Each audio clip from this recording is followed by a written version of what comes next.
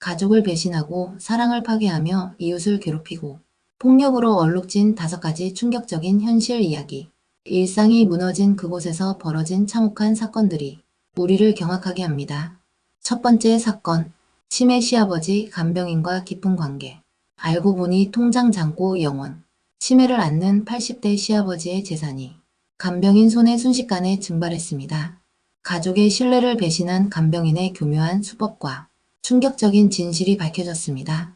시아버지가 간병인과 안고 있었다고요? 60대 며느리 A씨는 시아버지의 안방에서 믿기 힘든 광경을 마주한 시누이의 전화를 받고 그대로 얼어붙었습니다. 하지만 더 큰 충격은 그 이후 벌어졌습니다. 시아버지의 통장 잔고는 영원. 간병인의 정체는 무엇이었을까요? 치매 증세로 병원에 입원했던 80대 시아버지는 간병인의 권유로 퇴원 후 집으로 돌아왔고 간병인은 자연스레 함께 생활을 시작했습니다. 하지만 간병인의 태도는 점점 변했고 가족들의 방문조차 거부하는 지경에 이르렀습니다. 그러던 어느 날 가족은 두 사람이 포옹하고 있는 장면을 목격했고 시아버지는 같이 살자고 했다고 고백합니다. 간병인은 그냥 큰오빠 같다며 발뺌했지만 얼마 뒤 조용히 자리를 떴습니다. 그리고 몇 달 후 시아버지는 며느리에게 돈 좀 있냐며 전화를 걸어옵니다. 확인해본 통장은 잔고가 영원.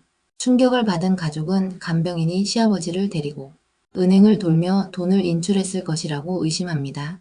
조사 결과 간병인의 휴대전화 요금, 인터넷, TV 요금까지 시아버지 명의로 빠져나가고 있었고 간병인의 아들 명의의 휴대전화까지 시아버지 이름으로 개통돼 있었습니다. 간병인은 명예도용을 사과했지만 통신요금은 갚지 않았고 금전 손해에 대해서도 모르겠다며 책임을 회피 중입니다. 법률 전문가들은 성년후견인을 지정하고 횡령사기 혐의로 법적 조치를 취하면 돈을 돌려받을 수 있다고 말합니다. 남의 집 귀한 어르신을 이용한 이 치밀한 작전. 정말 간병이 목적이었을까요? 두 번째 사건. 90대 어머니 협박하고 자해 돈 안 주면 뛰어내릴 것. 늙은 어머니를 협박하고 학대한 50대 딸. 경제적 의존이 불러온 끝없는 갈등과 정서적 폭력의 민낯이 드러났습니다. 내가 죽고 다 죽이겠다. 90대 노무 앞에서 자해를 벌이며 돈을 요구한 50대 딸 A씨. 그 말에 노무는 공포에 떨 수밖에 없었습니다. 그녀의 괴성은 단순한 감정 표현이 아니었습니다. 춘천지방법원은 노인복지법 위반 혐의로 기소된 A씨에게 벌금 100만 원을 선고했습니다. 사건은 2020년 10월로 거슬러 올라갑니다.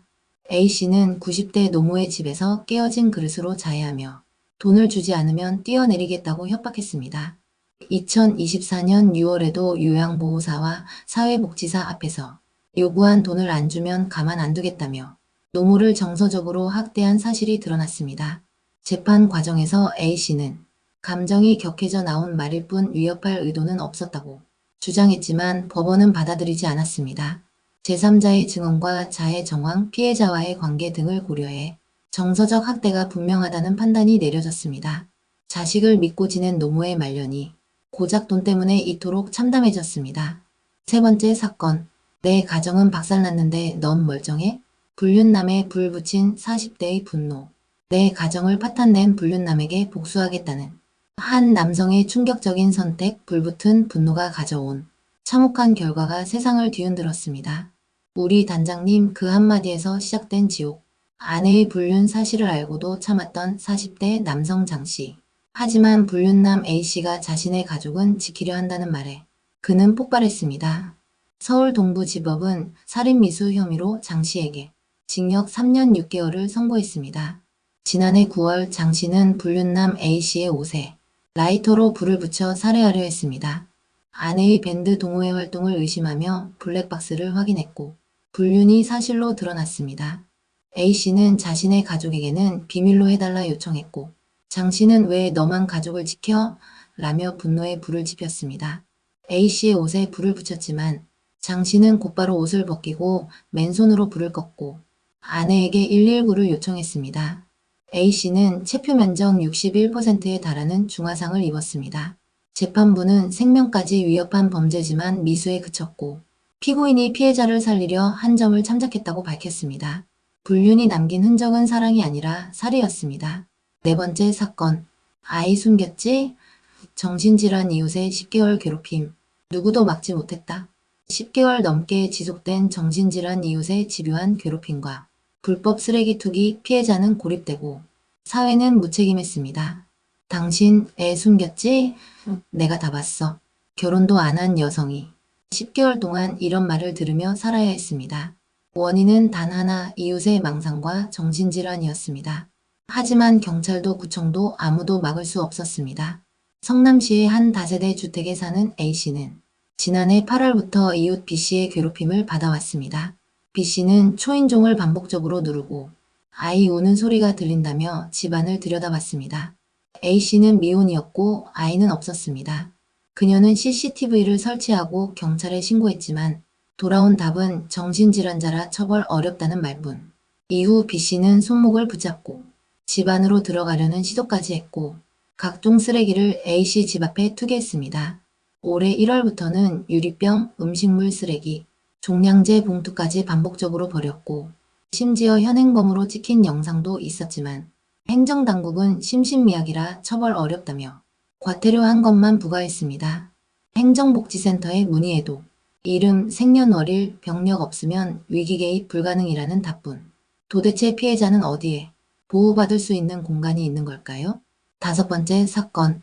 평생 혼자 살아라 말 한마디에 둔기 내려친 아내. 휠체어 없이도 거동이 불편한 장애인 배우자를 둔기로 잔혹하게 내리친 50대의 여성. 그 충격적인 범행의 전말이 밝혀졌습니다. 말 한마디가 살인의 도화선이 되다. 평생 혼자 살아라는 남편의 말에 50대 아내는 둔기를 들어 올렸습니다. 움직이지 못하는 장애인 남편의 머리를 내리친 그녀는 결국 징역 7년을 선고받았습니다. 인천지법은 살인미수 혐의로 A씨에게 징역 7년을 선고했습니다. 사건은 지난 1월 2일 인천 자택에서 벌어졌습니다. 피해자 B씨는 거동이 불편한 장애인이었습니다. 자는 남편의 머리를 둔기로 내려친 뒤 의식을 잃자 추가 공격을 멈췄고 이후 증거 인멸을 위해 벽지를 뜯는 등 치밀한 정황이 포착됐습니다. A씨는 정신질환이 있었다고 주장했지만 재판부는 사물을 변별하고 의사를 결정할 능력이 있었다고 판단했습니다. 범죄 전력도 다수 있었던 A씨는 사건 당시에도 정신과 약을 복용 중이었습니다. 피해자는 가까스로 생존했지만 지금도 후유증에 시달리고 있습니다. 사랑의 종착지가 서로를 해치는 증오라면 그 끝은 법정이었습니다. 가까운 이들의 얼굴 뒤에 숨겨진 불편한 진실, 그리고 풀리지 않는 의문들.